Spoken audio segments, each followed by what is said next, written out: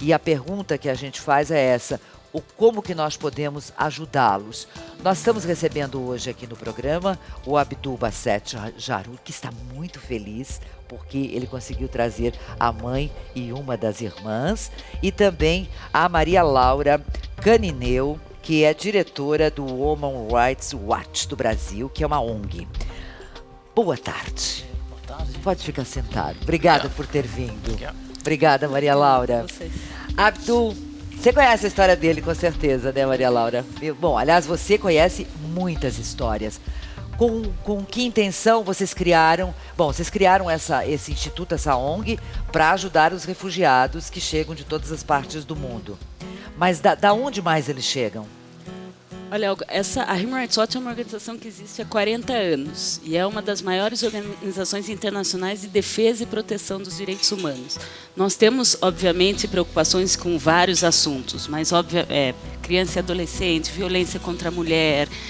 Mas a nossa atuação é muito forte em áreas de conflitos armados, de documentar a situação que faz com que essas pessoas tenham que se deslocar dos seus lares, seja dentro dos países, seja para fora dos países, né? Essa é uma diferença. Tem esse número que a ONU apresentou, são tanto de deslocados internos, mas que não conseguiram atravessar as fronteiras, quanto aqueles que sai da sua cidade e vai para uma próxima. E aqueles que realmente vão embora para outro continente. Então, a gente tem uma divisão específica que trabalha com o direito dos refugiados, fazendo duas coisas. Primeiro, documentando o porquê que eles saem e quais são as violações de direitos humanos que eles estão sofrendo. E depois, qual é o percurso, quando ele resolve sair e pode sair, consegue sair muitas vezes, o que acontece com ele no meio do caminho e como que os países estão recebendo essas pessoas. E vocês acolhem essas pessoas? Ajudam na documentação também? A nossa atuação é mais mobilizando o poder público, cobrando o poder público que ele tem que fazer e mobilizando outras organizações que fazem isso, né? Então a gente trabalha em muita articulação com o próprio Acnur, que é a Agência dos Refugiados. A gente trabalha pressionando o CONARE. O CONARE é um órgão público nacional que faz o processamento dos pedidos do refúgio. Então a gente não faz um trabalho imediato de assistência, mas a gente cobra daqueles que têm que fazer para buscar essa solução. E é um trabalho que não para, porque todos os dias estão chegando pessoas. Vide esses números recorde, né? Eu acho que é interessante o dia de hoje para a gente pensar por que a gente chegou assim. Então, a nossa ideia é sempre que os estados estejam preparados, porque o refúgio e a proteção do refúgio é um direito individual das pessoas e a gente precisa desestigmatizar esse refugiado, porque muita gente acha que ele está fugindo de alguma coisa que ele fez, né? Que é um criminoso. Isso a gente precisa entender isso, que não é uma pessoa, ninguém bandido. Quer sair da sua casa. Acho que o Abdul pode falar melhor do que eu. O Abdul já está no Brasil há quanto tempo, Abdul? Eu completei 5 anos. E o que te fez sair de Alepo, na Síria? Na verdade, aquela guerra que, entre aspas, civil, mas uma guerra, parece como se fosse Terceira Guerra Mundial, porque a guerra da Síria, que passou de guerra civil, que um povo quer contra o seu regime, mas depois envolveu 14 países da guerra da Síria. Então, se tem nome hoje em dia da guerra da Síria, guerra do poder, e nada para o povo. Então, esse que me deixou realmente deixar tudo, largar tudo. Você fazia o que lá?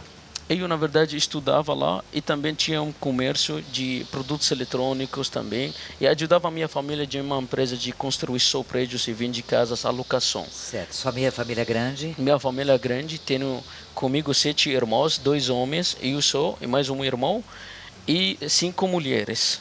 Né? E tenho 3 mulheres, irmãs casadas, fizeram 13 filhos. E todos ficaram lá? Na verdade, ninguém mais está lá. Ninguém mais está lá. Você foi o primeiro que saiu? Foi o primeiro que saiu. Porque minha situação foi assim. Eu entrei no exército militar da Síria obrigadamente em 2010. Não tinha guerra, mas tinha uma coisa bem conhecida, a Primavera Árabe, que começou na Tunísia, né? E ampliou mais de vários países árabes, né, que chegou lá. E até na Síria, quando eu entrei em 2010 no exército militar, deveria ficar só apenas 1 ano e meio. Só que quando aconteceu a problema, o conflito que causou o seu povo com o seu governo, então o governo pediu para todos os jovens ficar dentro do exército até acabar esse problema. Então eu tive que ficar até 2014. E, na verdade, não é até, mas daquele momento eu fui também, me machuquei dia 5 de maio de 2013, de um bombardeio que aconteceu. E eu era motorista de um general. Então, eu sou de Alepo, mas eu atuando no Damasco, capital da Síria, na Guarda República. Então, aí quando depois machuquei, me recuperei. Uma bomba? Sim, aconteceu um bombardeio. E após disso, eu fui para esse bombardeio, na verdade, dia 5 de maio, aconteceu com o bombardeio do Israel. Que não tem nada a ver com a guerra da Síria. Então eles atacaram a região do governo e eu me machuquei, morreram vários meus amigos e depois de recuperação eu consegui sair de lá, né? Tanto minha situação de saúde e tanto pessoas me ajudaram. Eu fui para o Líbano, procurei consulado Austrália, o canadense, ninguém me deu nenhuma entrevista. Ninguém te ajudou? Ninguém. Aí já ouvi falar que o Brasil liberou um visto humanitário. Quem falou do Brasil para você? Na verdade, foi uma coincidência que após da minha saída do consulado Austrália, eu estava na região do Beirute, né? E encontrei um moço que falei para ele onde fica consulado europeu nessa região. Aí acabando fazendo uma amizade, chama Jorge, e ele me ajudou, que falou para mim que você sabe que o Brasil está liberando visto humanitário para os sírios. Eu falei não. Aí ele me levou até o consulado de Jordânia, e da Jordânia ele me levou do consulado do Brasil. Aí foi lá, entrei, falei minha história, situação. Aí eles falaram que vão me dar visto. Chegou exatamente quando no Dia Brasil? 8 de fevereiro de 2014, às 15 horas. Direto em São Paulo? Direto em São Paulo, porque quando fui para comprar ida e de volta, comprei passagem ida e volta. Você comprou de ida e volta, porque não sabia o que encontrar aqui. Exatamente, para garantir minha volta pelo menos, se tiver alguma coisa aqui.